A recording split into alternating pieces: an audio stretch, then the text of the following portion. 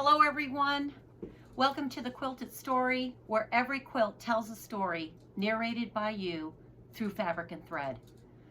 My name is Kathleen and I'm a professional quilt instructor and machine embroidery educator. But at the end of the day, I'm just a girl with a sewing machine, and sometimes I get really lucky and make something fabulous. My channel is all about quilting, machine applique, and machine embroidery. And I'm hoping that you'll find something here that will inspire you to pull out that sewing machine that you got, that you've had for a while, or maybe that new embroidery machine that you just purchased, and learn a new technique, or just turn it on and get started, because really that's what you really want to do. You really want to use your machine and make something good or nice just for you. And it doesn't have to be perfect, because learning along the way is really what it's all about. So I'm new here on YouTube, as you can tell, because I am klutzy. But I'm hoping I'm going to get better, so can't count on it, but I will try. I have a lot of projects that I've made over the years, and I want to share them with everyone. And I'm hoping that you will come back and subscribe to my channel and hit that all select button so that you'll be notified by YouTube when I do make a new video. I do have a full website. It is thequiltedstory.com. I have had that for about 14 years, and it includes a huge gallery of photos, and there are some tutorials on there.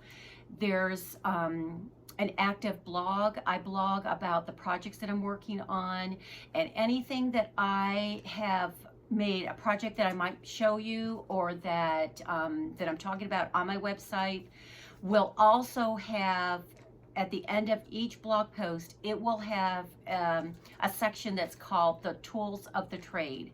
And what that is it's just a whole section that tells you where I got all the items to make the particular project at hand. So if it's a pillow, I'll tell you where I got the fabric, if I know where I got it, or the name of the fabric, the manufacturer, and any of the little items that I use to make that project successful for me. So that'll help you if you decide you want to make it or something similar to it. You can find those items. Sometimes it's really difficult to be able to know where to get certain supplies, and that's why I always include that tools of the trade if it's a project that I'm giving you a step-by-step of how I made it, or how I came about making it. So check out my website at www.thequiltedstory.com, and things that I talk about here will coincide with my website. So I have been doing that for quite a while. I've also been a I've also been a quilt instructor for 14 years, a professional quilt instructor, and I've also been a machine embroidery educator for about 7 or 8 years.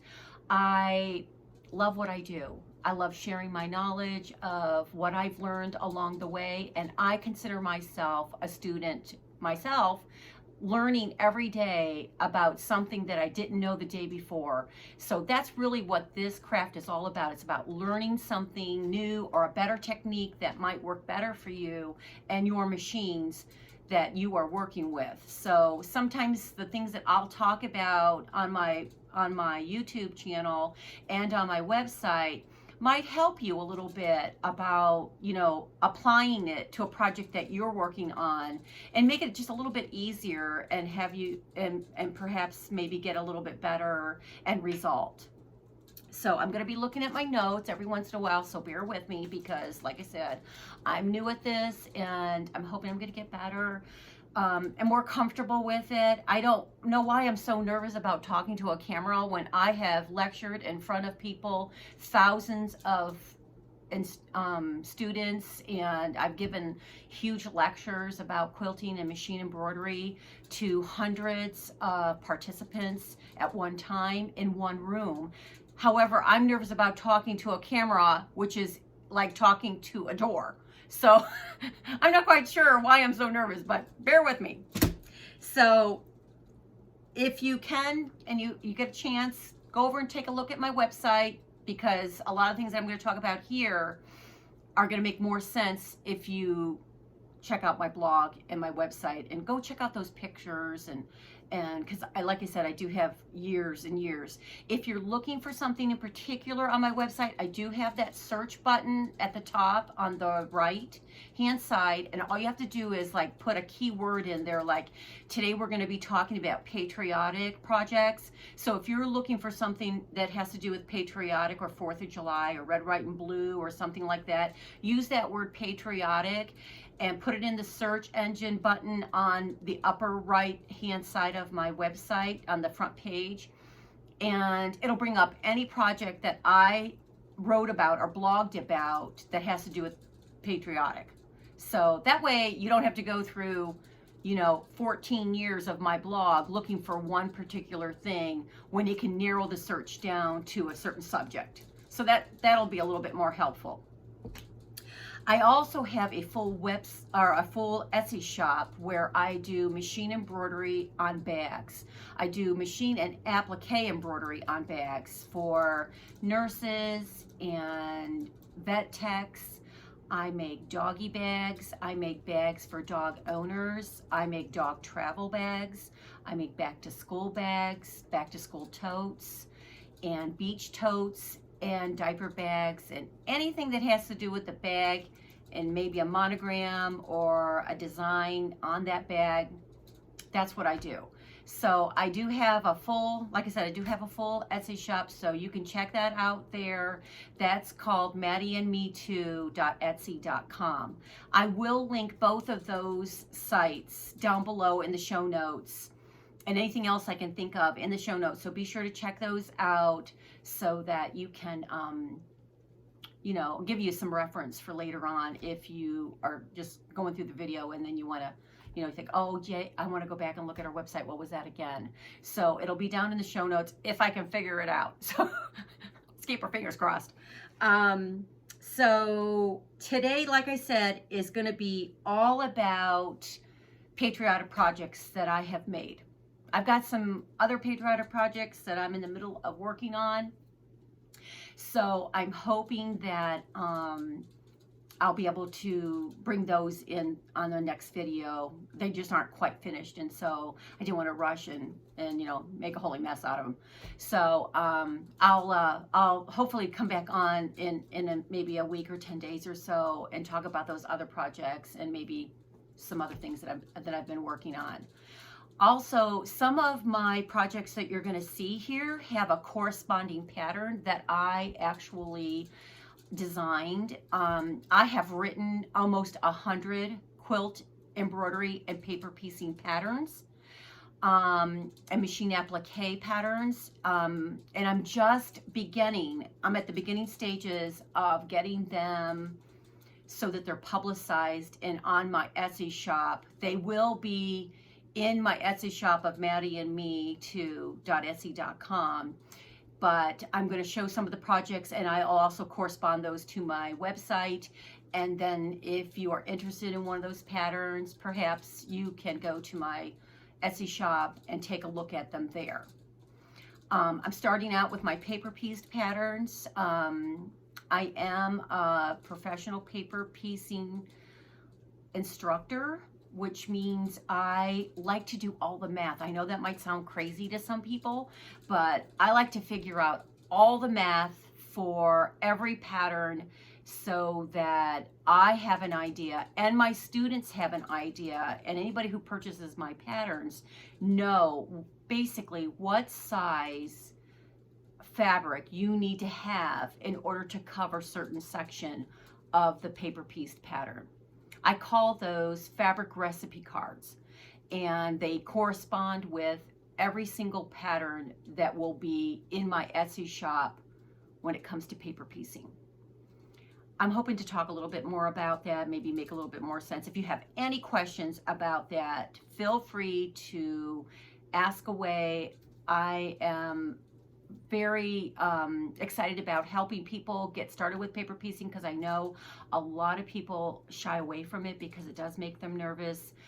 I like to break it down into steps, and they're repetitive steps. So it's over and over and over the same 3 steps when I teach paper piecing. And I'm hoping that eventually I'll be able to figure out how to film myself doing a paper piece pattern so I can upload that for a tutorial so people can go and look at that and get an idea of what I'm talking about, instead of just, you know, jumping in it hoping it's all going to work out. So I'm really klutzy here, people. So just work with me, please. So anyway, I will have patterns. I'm just at the beginning stages of starting to upload my patterns. But if you see something here that you're interested in, please let me know, and I'll let you know when it might be available for purchase. So let's get started, and let's talk about my Patriotic projects that I have worked on in the past or just recently, and then I'll talk about a little bit of haul that I bought, and so I'll do that towards the end. So if you're not interested in that, you can kind of skip right through that. But a lot of people like to know what you purchased or what you found maybe in the recent, you know, months online or anything, because a lot of times people don't know what fabric lines or items that are out that are new, so that they can purchase, because it's just something that they do. I study every fabric line that ever hits the market. And the reason why I do that is because I want to know what's coming and when it's available, so that I keep a log, like a diary of all the fabric lines that are going to be released in any given year. And I do all my design work in EQ8 for my quilts, and I even upload all those fabrics into my EQ8 so that I can design with those specific fabrics. So it's very important to me to know what fabric lines are hitting the market and when they're going to hit the market. Now, because of all the supply chain issues, things are running behind, and so I like to keep note of that also. So if I know something about like a particular fabric line that's being released lately or on a late basis, I'll let you know if I know. So anyway, I'll show a little bit of haul. That was a little bit of a sidetrack there, but bear with me. So the first project that I worked on was, I made a set of placemats, and I made a set of 4 because it's just me and my husband. We're empty nesters now. And so I just have a simple kitchen table that has just 4 sitting areas. So I made a set of 4 Patriotic placemats. And I actually designed this particular pattern. It's a very scrappy, so you can get a better view of it. It's very scrappy, and it uses 5 different fat quarters. And it's basically a patchwork placemat. I've taught that particular class at least 4 dozen times in a bunch of different quilt shops in the Southeast. And I really like it because it helps people learn about basic rotary cutting. It also helps you about basic patchwork and strip piecing. And then, of course, we also do a binding, quilting the placemat also, and then, you know, finishing it with a binding. And because I think it's important that you learn all those steps. So I consider that one my basic 101 quilting class, and it's called Patchwork Placemat. And I've made them in every holiday theme because, you know, you just can't have enough placemats, right?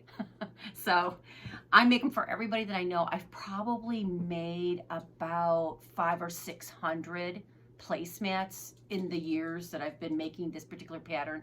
I designed this pattern about 14 years ago, I do believe, maybe a little bit longer. And in those 14, 15 years, like I said, I've made hundreds. So it's kind of addicting. It's like eating potato chips, so, but it's better for you. So that's the first project. That's the patchwork placemat. So let's move on to, and these are just, these fabrics, they all just came from my stash, you know, so that wasn't really a particular fabric line, and some of those are really, really old. So talking about them would be kind of fruitless, because at the end of the day, you're not going to be able to get them. But they make so many beautiful, there are so many designers out there that are releasing patriotic fabric lines that are just beautiful. So I'm sure you'll be able to find something that really suits your fancy. So that's the patchwork placemat. The next project I did is actually not a pattern that I wrote. It was written by Eleanor Burns. I love Eleanor. She is so much fun. And she has inspired me over the years to be a better quilter and have fun with it. So I had gotten her book years ago. I probably made this, I think I made it about 16 years ago. And you know, Eleanor Burns is from the A Quilt in a Day. That's the name of her business. And she has a bunch of patterns and a bunch of books out there. So I'm sure you'll be able to find it. But this was a patriotic, I'm gonna stand up. This is a patriotic table runner. And as you can see, it's not really super long. I would say it's about 36, 40 inches long. It fits great on my coffee table. And it's just scrappy. This is like a star pattern in the center. There's 3, is it 3? No, there's 4. There's 4 stars and then a bunch of flying geese on the end. And I machine quilted it and I bound it too. And it's very colorful. And of course I used basically the same tones of reds and blues and creams, whites, as I did in my placemat. And then that way all my stuff kind of goes together, kind of stick to that same, you know, color line. But that's another one. And this is just her Patriotic Star table runner, I do believe it's called. But that one was a lot of fun to make, because I felt like, you know, you were doing a little bit of different things. You know, you're doing the flying geese and then you're doing the stars. And so when it all comes together, it's just, you know, it's really cute. And it helps you with your skill building too. So that's a good one you might want to check out. That's Eleanor Burns from A Quilt in a Day, right? Yeah, okay. Now the next pattern that I wrote this particular pattern, it's called Fireworks. And this one I made into a pillow. This is called my Fireworks pillow. And isn't it super cute? Okay, this is paper pieced. And this paper piece pattern is available in my Etsy shop. And it's called Fireworks. And if you look at it, this is the one block. So half of it is red and half of it is blue, and then white down through the center. And the actual block itself is called Triangle Log Cabin, and it's a fairly simple one. And the pattern on my Etsy shop comes in 3 sizes, and it also includes the fabric recipe cards. So that will help you narrow down how much fabric or how to pre-cut all your fabrics. And if you're gonna make several, you know, you're gonna make a lot of blocks and maybe make a pillow like I did, or even do the bigger blocks and make a quilt. If you go on my website, I made a quilt that I donated to the Fisher House, called Fireworks. That's the quilt was called Fireworks. I donated it for Fisher House proceeds. And so you can see it on my website. Just put in the word Fireworks in the search engine, and I talk about how many blocks I used and what the set was and whatnot. But it's a lot of fun because there's a lot of points on this particular pattern block, you know, the quilt block. And this is a great way for you to be very accurate with your piecing, because you're paper piecing it. So this one, like I said, this particular block pattern is in my Etsy shop, and it's called Triangle Log Cabin. So, and I'll link that website down below, like I had mentioned before. Now, when I make my pillows, I do like to put a zipper back on mine so that I can just remove that pillow form and reuse it. So I make all my pillows the same size, and then that way I can use the same pillow form, and I I just have one form and I have all these different covers, and I usually set my pillows on my bench in my foyer. So this one worked out really good, and I tend to bind my my pillows when I make pillows, mostly because I like the way it makes it look like it's got a corded edge or something. You know, it's got that finished edge. It makes it stop. And I really like that, but you don't have to. And you can do the envelope style to your pillow instead of putting a zipper in if you want to. You know, there's a lot of different methods, and I'm sure you can find all kinds of different tutorials on YouTube about that also. So, but this is my pillow, and I really like it. Like I said, I'm using the same, you know, scrappy reds and blues, and I did use one continuous, the same white through the whole project. But those go with my table runner and my placemats also, the same colorway. So that's the fireworks pillow. And once again, the pattern is called Triangle Log Cabin. So be sure to check that out. Now, the next thing that I made was this is machine embroidery. And sometimes when you own an embroidery machine, maybe you don't have any more garments to make for your grandchildren or your children or the neighbor's kid, or you're tired of making garments. I like to make things for home decor with my embroidery machine. I mean, I also, you know, run my Etsy shop that I make bags for people, and I make baby sets and whatnot for gifts and stuff. But sometimes I just like to make stuff for my home, and I found this pattern, and this pattern was called, it's called Fireworks also, and it's it's a digitized embroidery design by Just Peachy Applique, and I'll link her website down below, so it doesn't matter really what way. And I set this in, what I did was I embroidered it right onto a piece of opalescent Lugana, and I used a piece of warm and natural batting on the backside for the stabilizer, and then I just made it into a little pillow after I got it embroidered. And then I filled mine with rice because I'm not going to use it as a pincushion. So I just filled it with rice to give it some weight, and then that way it'll sit anywhere. It'll sit on a shelf, it'll sit in front of something, and it's just really super cute.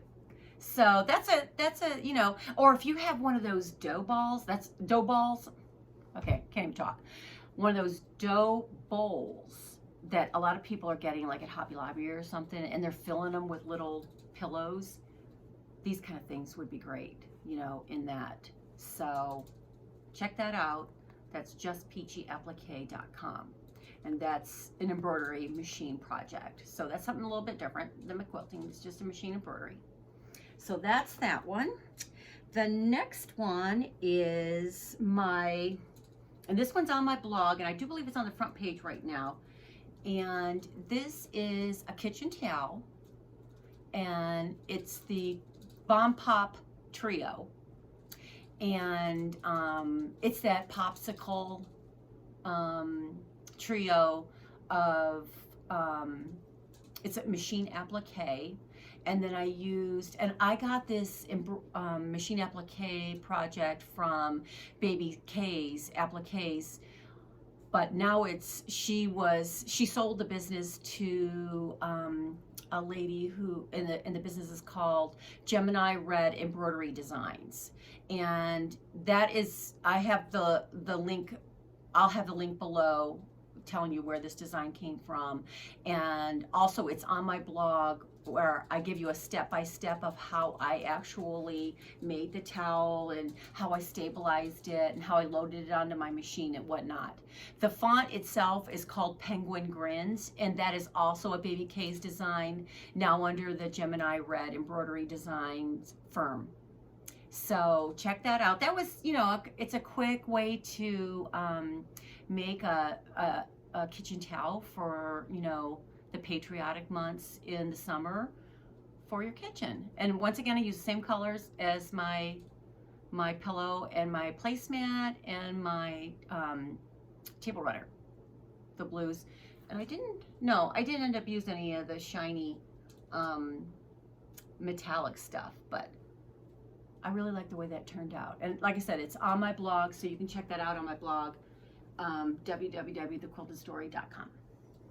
All right, so that's a kitchen towel, and I have, you know, and as long as I've been doing embroidery, I have probably made, I bet you I have probably made 300 kitchen towels because they're so addicting. You can make them fairly quick. Doesn't matter what kind of embroidery machine you have, because it's a flat item, doesn't have a back to it, so you don't have to worry about having a free arm. And it's like instant gratification, and they're easy gifts to make for teachers, for Christmas gifts, for birthday gifts, for your neighbor if you're going to a barbecue or something. That would be a great little, you know, housewarming gift to bring somebody. So check that out over there on my website, and you can see how I did it step by step. I think there might be a couple more on my website too that are different holidays. I think I did one that's a Halloween one, and I don't know, there's probably some more. And there's more coming because I'm always making them. I just love making them. It's one of those things. And I think I got that particular towel. I bought that. It's a plain white towel, and I bought it at Bed Bath & Beyond. But you can get towels like at TJ Maxx and Home Goods and Target and Walmart.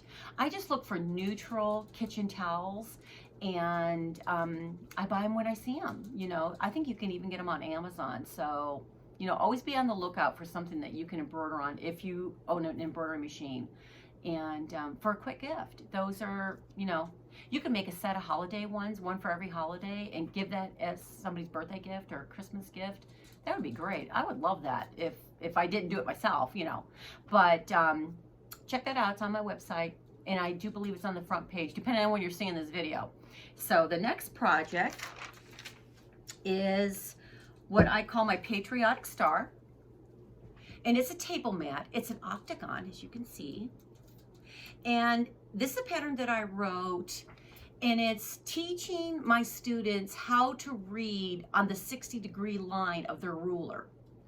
And I know that sounds complicated, but it really is not. It is a very simple technique that I've taught. I teach people how to read on the 45-degree line and on the 60-degree line. And this particular project is reading on the 60-degree line. And it makes a fairly good-sized table mat. I use it on my kitchen bar area, and then I have something sitting in the center of it. And I like it because, as you can see, let me get a little bit closer, you can see that I have used a lot of different reds and a lot of different blues. And there is no Y seams in this particular project, which makes it even easier.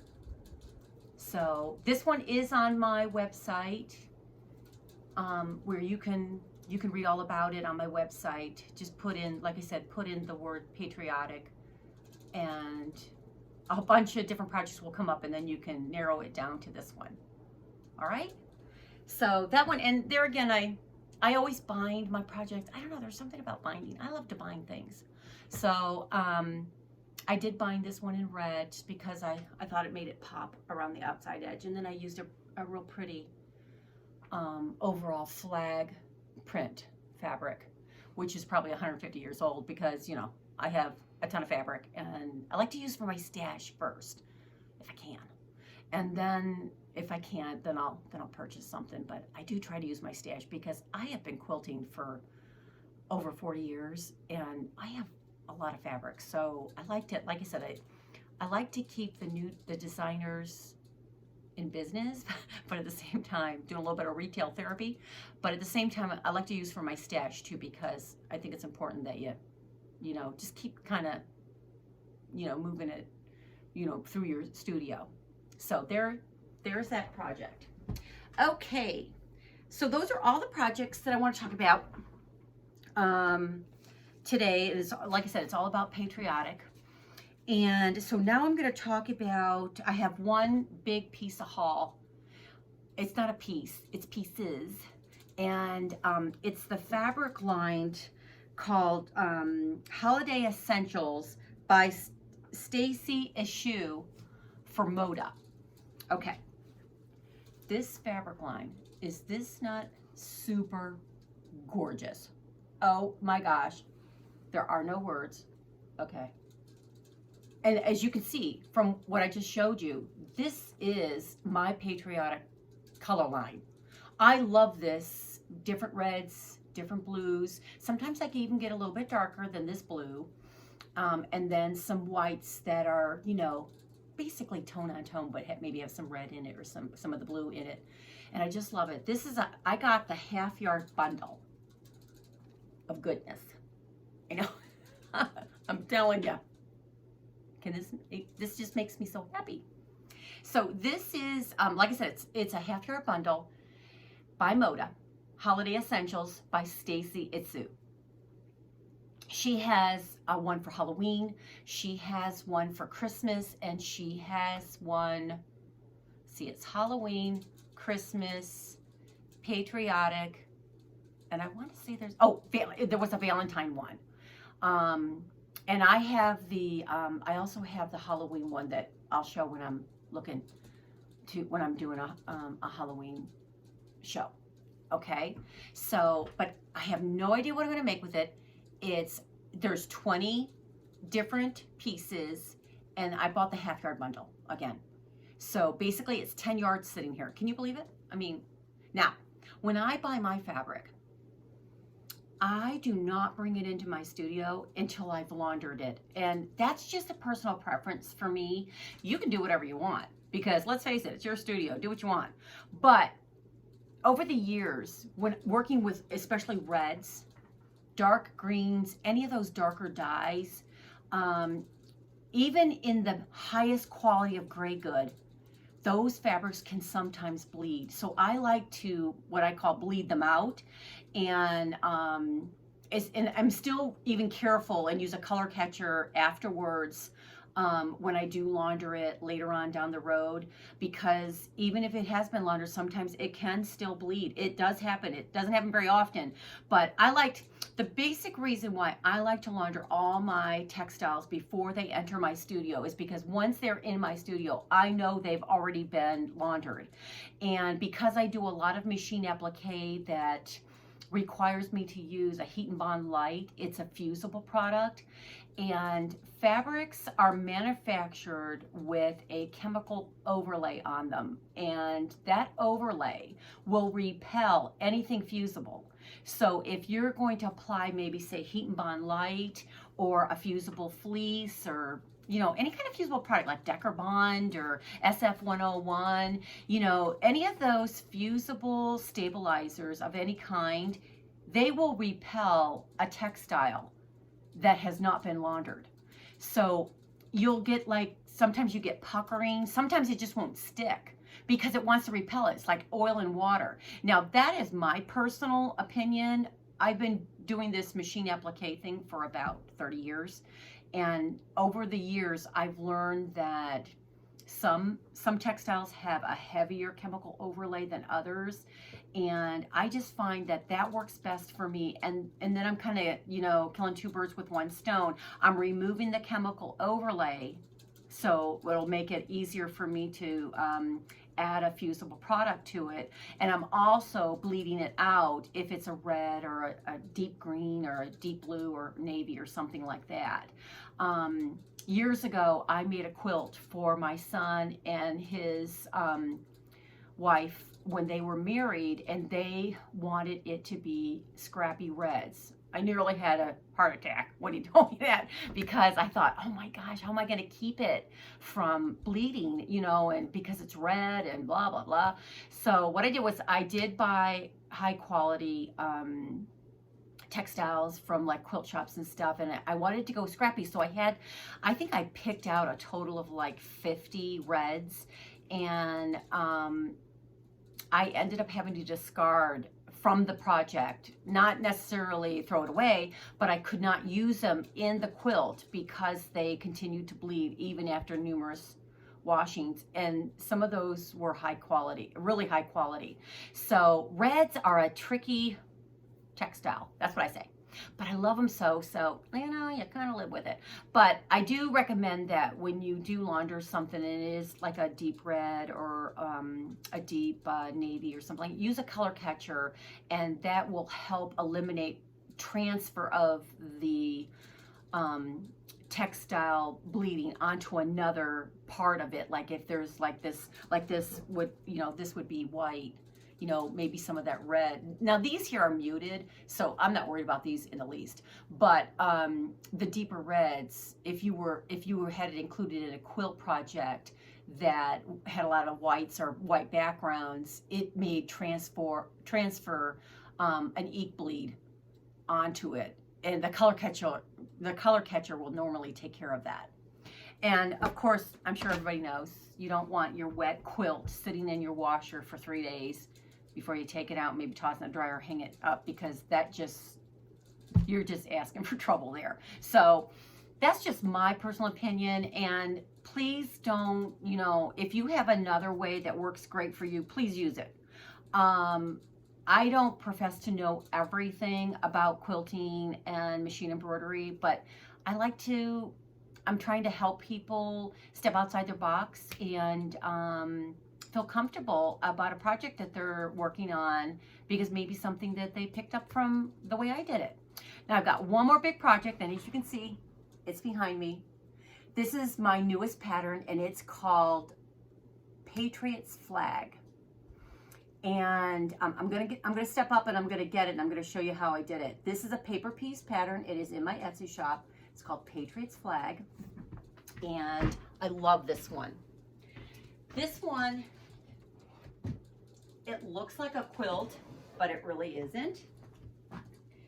And what I did was, I'm gonna bring it up a little bit closer so you can see one of the blocks. This is a window, a wooden window from Hobby Lobby that I got. I think I got it about 6-7 months ago, but I was just at Hobby Lobby the other day, and they still have this thing.